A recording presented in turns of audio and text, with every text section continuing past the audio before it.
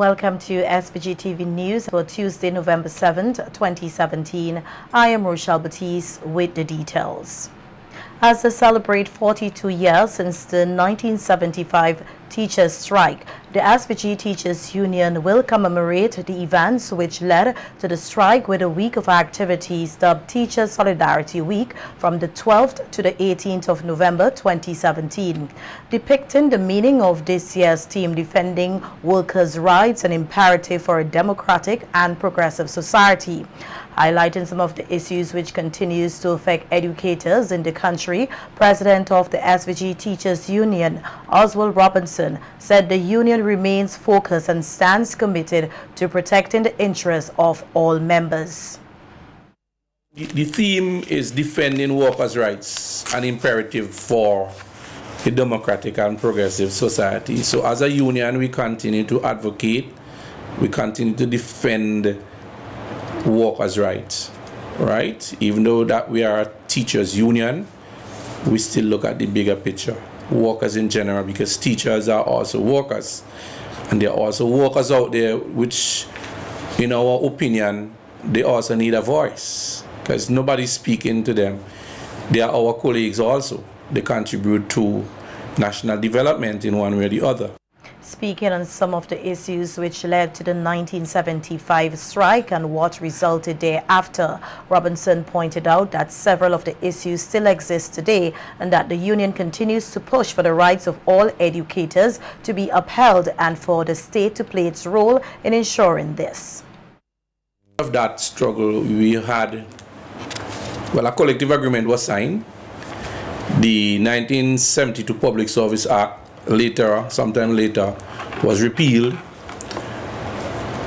Then also emerged the Teachers Cooperative Credit Union, which is one of the leading financial institutions. So the right to organize oneself in the form of a trade union, the right to belong to a trade union, freedom of association, the right to assemble yourselves, freedom of expression, fair treatment, health and safety environments, and the need for collective bargaining, because we need to bargain with the team that is established by the employer. And that is one of the areas that has not been forthcoming over many years. Robinson further added that the union remains steadfast in defending the welfare of all educators, noting that the issues being highlighted not only benefit teachers but also aid in the development of the nation's students. So these meetings that we're having this week as part of Solidarity Week is one that we want the teachers to come out, to echo your voice, come out in your full numbers so that we could be in a better position to get the green light. Okay. When we look at teacher salaries now, but as a union, we continue to stay focused and to represent our members. So while we are celebrating 42 years of that struggle of 1975, we still have to look at some of the contemporary issues affecting the teacher. You know, many of our teachers continue to kick the bucket because of stress and other health-related issues. The SVG-TU president, meanwhile, expressed the union's elation at the move by the government to honor and to fully comply with Article 26.2 and 27.3 of the collective agreement signed in 2005 to appoint graduate teachers. In his address to the nation on Independence Day on October 27, 2017, Prime Minister Dr. Ralph Gonsalves said come January 1st, 2018, some 100 graduate teachers will be appointed and receive graduate salaries.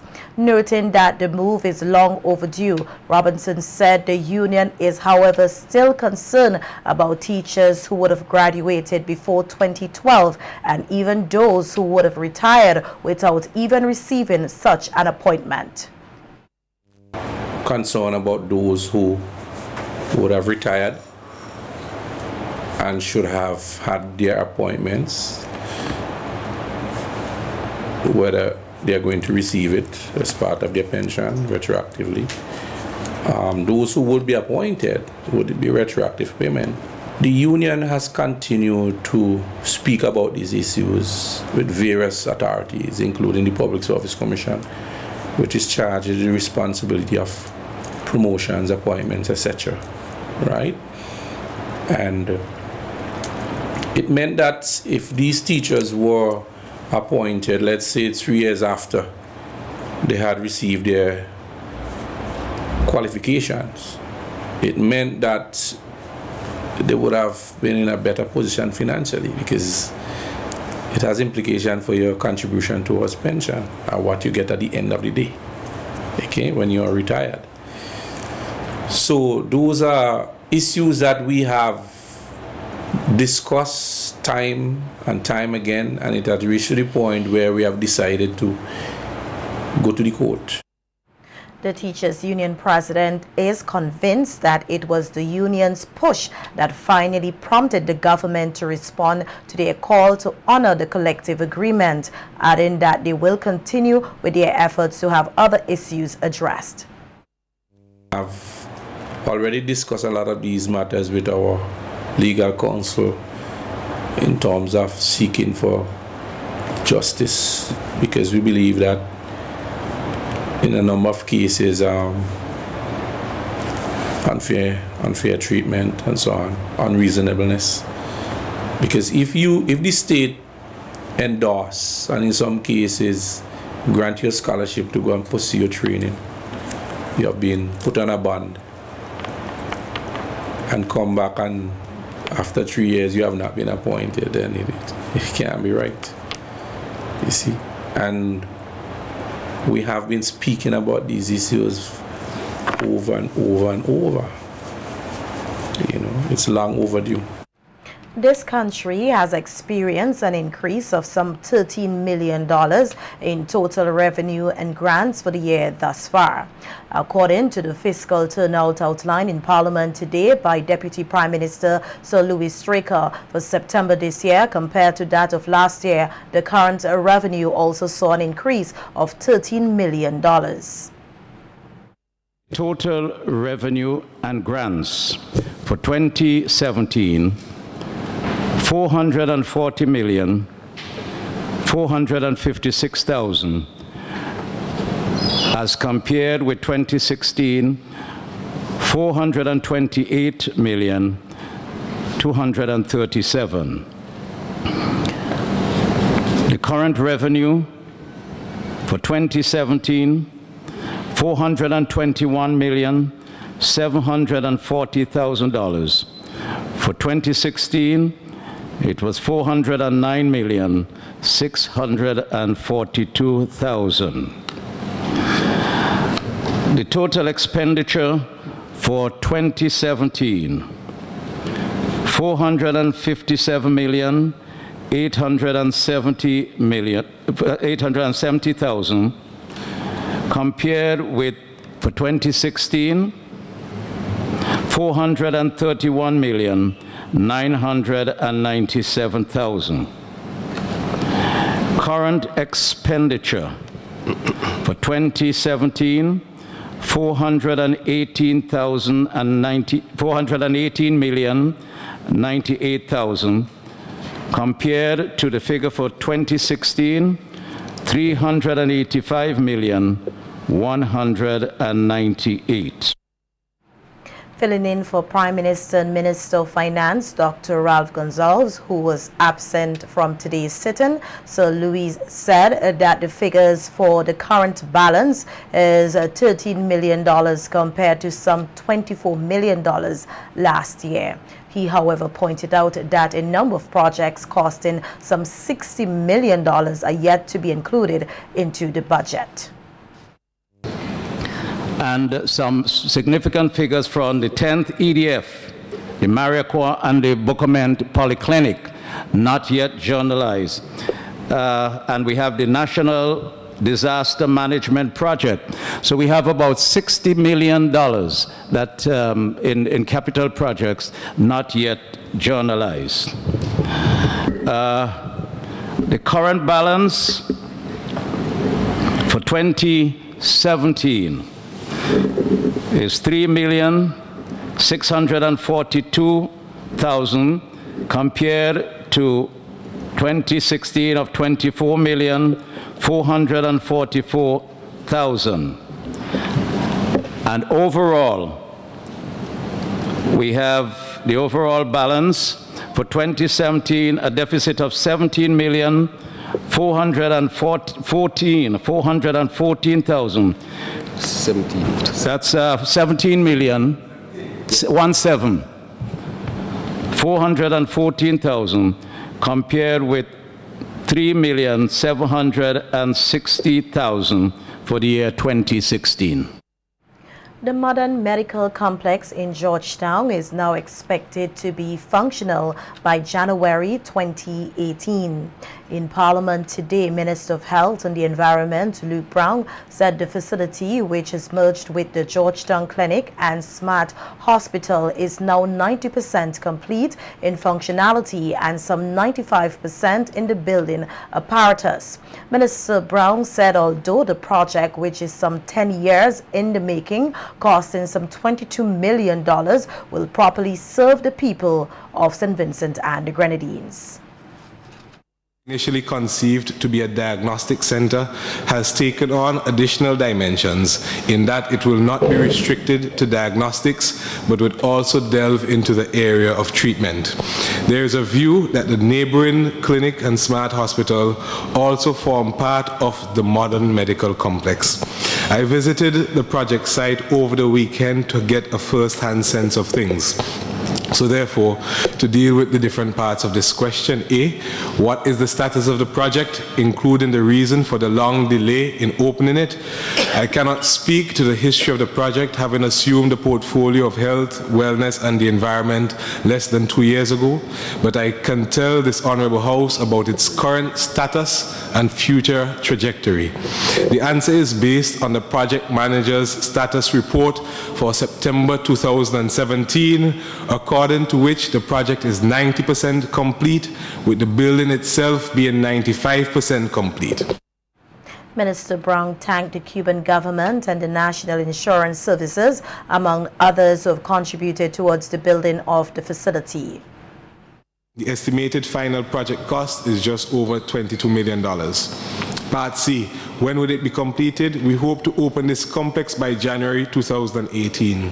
Part D, what services will it provide to the people? The modern medical complex will be merged with the existing health care facilities on the same compound, as mentioned before, the Georgetown Clinic and the Smart Hospital, and will provide a range of healthcare services. The new facility itself would comprise surgical, dialysis, and outpatient units, and provide services under the following headings to be implemented on a phased basis. Dialysis for adults and children, oncology, ophthalmology, radiology, ultrasound, laboratory, diabetic foot ulcer care, endoscopy, intensive care, and general medical and surgical consultations. We thank the government of Cuba, the NIS, and all other stakeholders for collaborating or partnering with us on this project.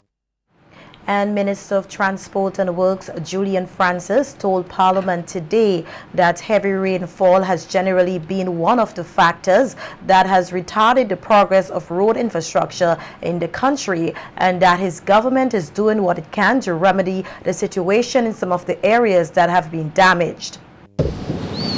In fact, November of last year, 2016, I have the records from E.T. Joshua, not Argyle, not Majorca, not Dalloway. 691 millimeters of rain fell in November of 2016, last year. Second wettest month ever. Now, my understanding of the mathematics is 25 millimeters make an inch.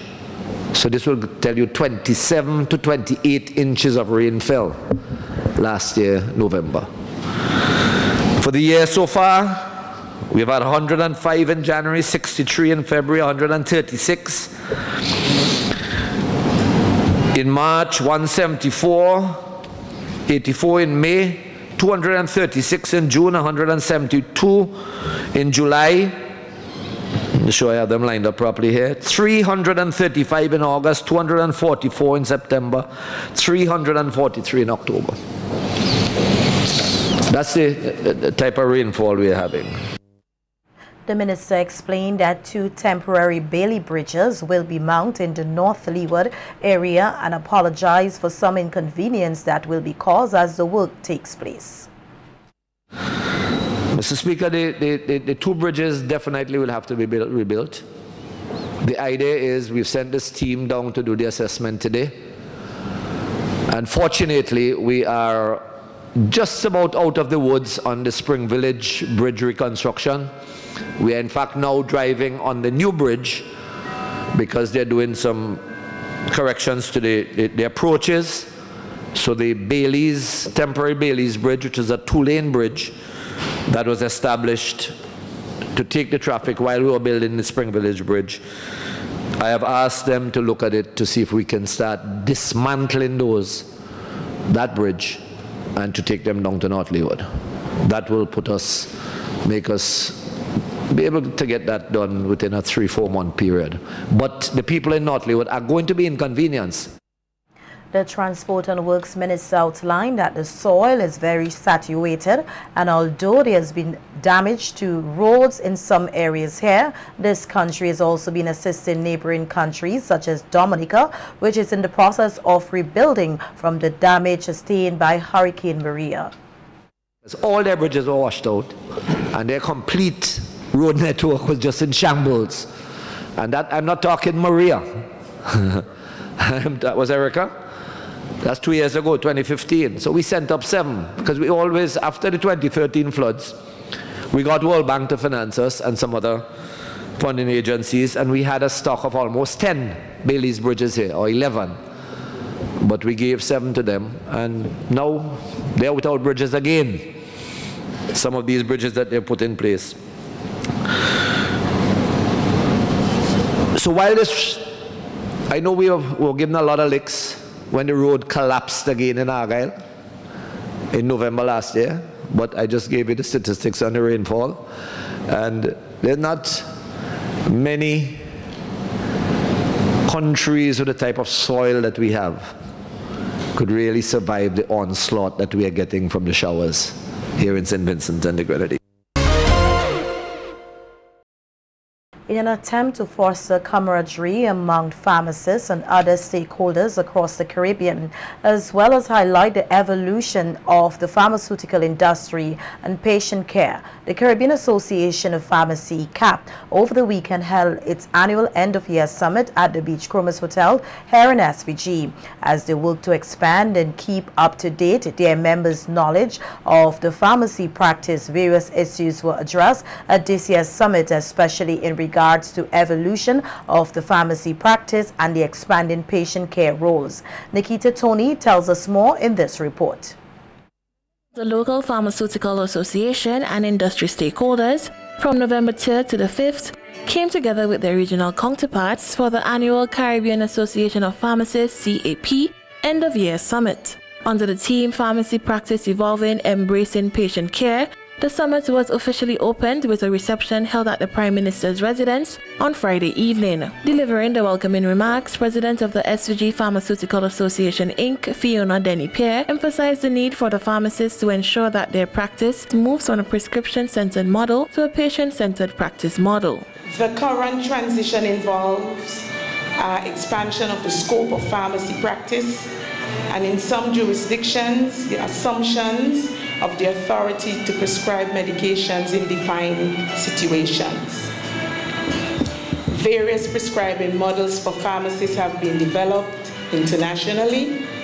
We hope this type of practice will soon reach our shores. President of CAP, Dr. Marvin Smith, elaborated on this year's theme, adding that in order for a pharmacist to fully evolve and embrace success in the practice, they must be able to dream, plan, execute, share, and continue to evolve. Keep evolving, keep moving, keep trying. There's always something next, there's always something new, there's always something better. And you will find that as you do that, you will continually become a newer, better version of yourself. That is what CAP is here to do, to help you on each of those steps. As we move throughout our 38 member states and our hundreds of members, our real goal, your minister asked me, what is your goal? I guess our real goal is to make pharmacists the best they can be. Noting that the pharmacy profession is taken very seriously here in SVG, featured speaker and this country's Minister of Health, Luke Brong, encouraged the pharmacists present to fully embrace their role in the delivery of healthcare throughout the region. The Ministry of Health, Wellness and the Environment supports this undertaking wholeheartedly, and we would like not only for pharmacists and this profession to be strengthened to play a stronger role in the delivery of healthcare, but we also want each player. We want there to be full interaction and exchanges with the doctors and the nurses and the other persons involved in healthcare service delivery, so that we have an integration out of which could come the overall best results for health. The CAP encourages more pharmacists to carry out pharmacy practice research and to become more proactive in the healthcare community to better serve their patients. Nikita Tony reporting for SVG-TV News. St. Vincent and the Grenadines is being represented at the 3rd Latin American Caribbean Forum on Sustainability of the HIV Response Forum, which is taking place in Haiti. Civil society representative and chair of the Caribbean Regional Network of Persons Living with and Affected by HIV and AIDS, Vincentian Winfield Abertanis, is among participants from the Caribbean and Latin America to engage in discussions on the road to ending AIDS in Latin America and the Caribbean by 2030. This session will run until Wednesday and will be followed by the Caribbean Region Sustainability Consultation moving to action on Thursday. The forum is expected to bring together approximately 150 participants from both Latin America and the Caribbean. This 3rd Forum on Sustainability of the HIV Response will provide a space for sharing information on national progress and preliminary results towards the achievement of the agreed 1990-90 and the prevention and zero discrimination targets, challenges and unmet needs from the 2015 Rio Call to Action.